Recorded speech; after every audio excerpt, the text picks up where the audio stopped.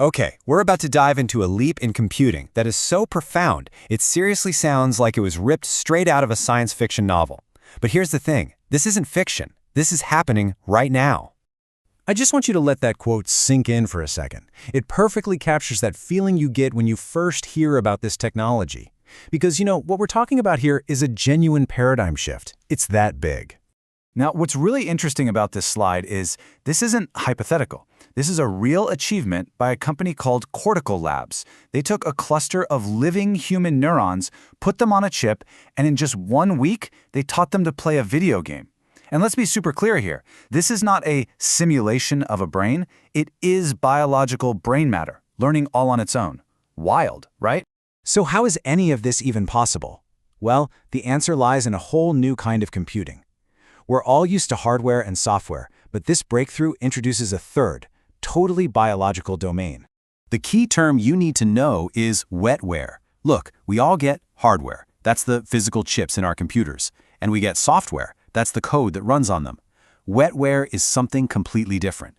It uses actual living biological neurons as the computer itself. The cells are the processors. But this isn't just some one-off lab experiment. Nope. It's being turned into a commercial product that developers can tap into from pretty much anywhere in the world. And honestly, this is where things get truly wild. That's right, Cortical Labs has actually productized these living processors on a cloud platform. So you don't need some multi-million-dollar biotech lab to play around with this. All you need is an internet connection and, well, a subscription. The process itself is just remarkable.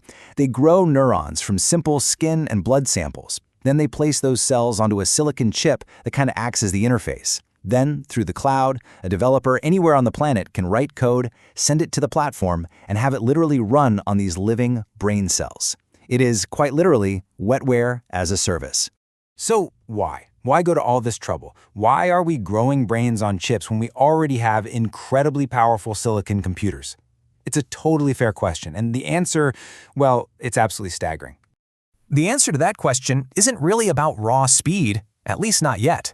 It's about one of the single biggest challenges in all of modern computing, power consumption. This chart just illustrates the core advantage perfectly.